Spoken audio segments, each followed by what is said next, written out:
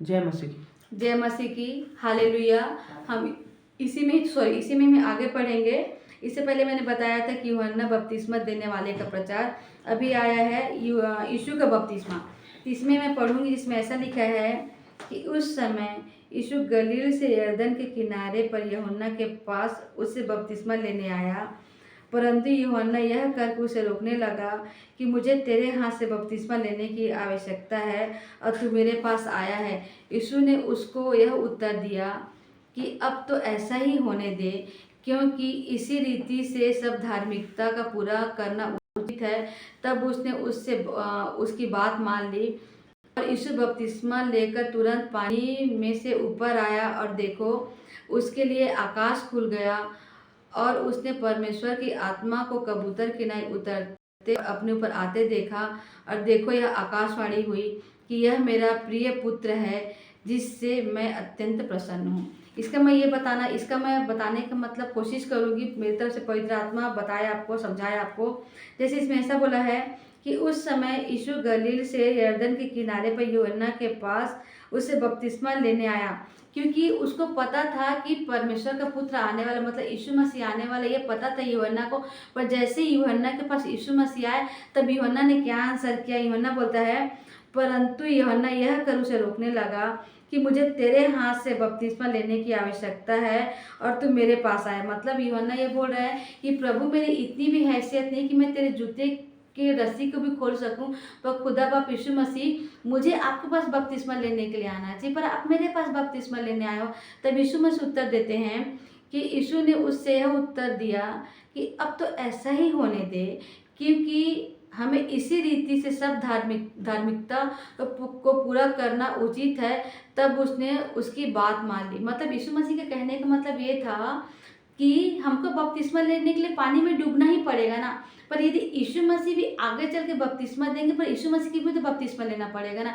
इसीलिए इसका वर्णन है कि यीशु ने उससे यह उत्तर दिया कि अब तो ऐसा ही होने दे, क्योंकि हमें इसी रीति से सब धार्मिकता को पूरा करना उचित है। मतलब सब धार्मिक लोग जो यीशु मसीह मानते हैं, बपतिस्मा बिना खुदा बाप के पास नहीं आ सकते। इसलिए बोला कि जैसे मैं बपतिस्मा लेता हूँ, वैसा मुझे बपतिस्मा लेने दे। तब यूहन्ना ने उनकी बात को मान ली और यूहन्ना ने यीशु मसीह को बपतिस्मा दिया, क्योंकि बपतिस्मा लेना आवश्यक था। और सबसे बड़ी बात की भविष्यवाणी पूरी होनी थी, जो तीनों यीशु मसीह के कंधे पर उतरने वाले, जो तीनों भविष्यवाणी, मतलब ये भविष्यवाणी पूरी होगी, इसके लिए होना था। इसीलिए जब यीशु मसीह ने यरदन नदी पे बपतिस्मा लिया और जैसे बपतिस्मा लेके खड़ा है, तो उसमें क्या लिखा 16 में, और यीशु बपतिस्मा लेकर तुरंत पानी में से ऊपर आया और देखो, उसके लिए आकाश खुल गया और उसने परमेश्वर की आत्मा को कबूतर के नाई उतरते अपने ऊपर आते देखा।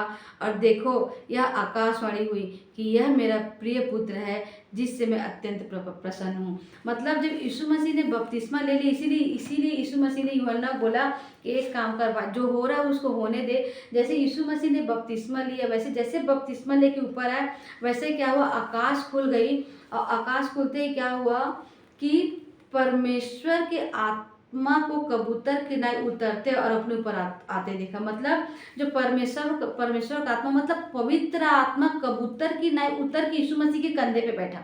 मतलब यीशु मसीह बपतिस्मा लेके जैसे बाहर आए, खड़े थे, वैसे ही आकाश खुली, एक कबूतर आया। वो कबूतर पवित्र आत्मा के रूप में आया, यीशु मसीह के कंधे पे बैठा और देखो, यह आकाशवाणी हुई कि यह मेरा प्रिय पुत्र है, जिससे मैं अत्यंत प्रसन्न हूँ। मतलब ये बात होना आवश्यक है। यदि यीशु मसीह बपतिस्मा नहीं लेते तो शायद ये बात होती भी नहीं थी। जैसे यीशु मसीह ने बपतिस्मा लेते अपने माँ, वैसे यीशु मसीह ने कभी कोई पाप नहीं किया था, पर वो बताया कि जैसे कैसे, आज आप सुने होंगे कि यीशु मसीह हमारे लिए एक रास्ता बना के चले गए। मतलब यीशु मसीह पवित्र थे, वो पवित्रता की रास्ता बना के गए, उस पवित्रता की रास्ता पे हमको चलना है। इसीलिए यीशु मसीह ने बपतिस्मा लिया, तो हमें बपतिस्मा लेना आवश्यक है। जब तक हम बपतिस्मा नहीं लेंगे, हमें उद्धार नहीं मिलेगा। तो यीशु मसीह ने जैसे बपतिस्मा लेके ऊपर है, वैसे क्या हुआ कि एक परमेश्वर अपने पवित्र आत्मा के कबूतर की नाई यीशु मसीह के कंधे पे बैठा और यीशु मसीह परमेश्वर इस कदर प्रसन्न हुए और क्या बोले, आकाशवाणी क्या हुई कि यह मेरा प्रिय पुत्र है, जिससे मैं अत्यंत प्रसन्न हूँ। मतलब जो ये बात है, इस बात को सबने सुना। यीशु मसीह को तो पता था परमेश्वर के पुत्र हैं, पर ये बात दूसरों को भी जाहिर करना था कि मेरे बेटे ने बपतिस्मा लिया और देखो इस कदर प्रसन्न हुए कि कबूतर की नहीं पवित्र आत्मा उनके कंधे में बैठा, आकाशवाणी क्या हुई कि यह मेरा पुत्र है जिससे मैं अत्यंत प्रसन्न हूँ। यीशु मसीह को पता था, पर जो आवाज़ हुई ना, ये पूरी दुनिया ने सुनी कि हाँ, झूठा नहीं, यीशु मसीह सच में परमेश्वर के पुत्र हैं। कबूतर आया पवित्र आत्मा बनकर जो यीशु मसीह के कंधे पे बैठा, और परमेश्वर ने आज अपने पुत्र को साक्षात बोला कि ये मेरा प्रिय पुत्र, मतलब स्वर्ग से आवाज़ कौन बोलेगा? स्वर्ग से परमेश्वर ने बोला कि ये मेरा प्रिय पुत्र, मतलब यीशु मसीह बोला कि ये मेरा प्रिय पुत्र है जिससे मैं अत्यंत प्रसन्न हूँ। मतलब तुम भी इसको प्रेम करने, क्योंकि ये परमेश्वर का पुत्र है। इसलिए इसके मैं यही बताना चाहूँगी, जो यीशु मसीह हमारे लिए आए थे, आज हम जैसे मसीही हैं, इसमें बपतिस्मा लेना आवश्यक है। पर कैसे, आपसे एक मैं विनती करूंगी कि जैसे आप यीशु मसीह को जैसे जैसे आप चर्च जाने लगते हो, तुरंत आप बपतिस्मा लेने का निर्णय कभी नहीं लेना। जब आपका मन पूरी तरीके से परिपक्व हो जाए कि हाँ मैं बपतिस्मा ले सकता हूँ,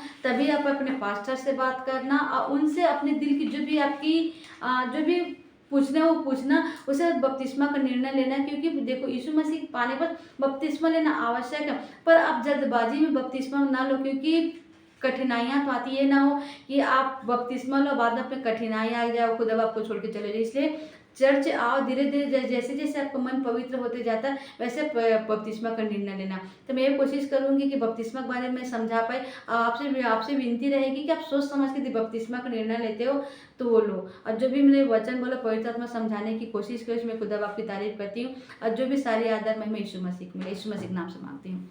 आमीन आमीन आमीन।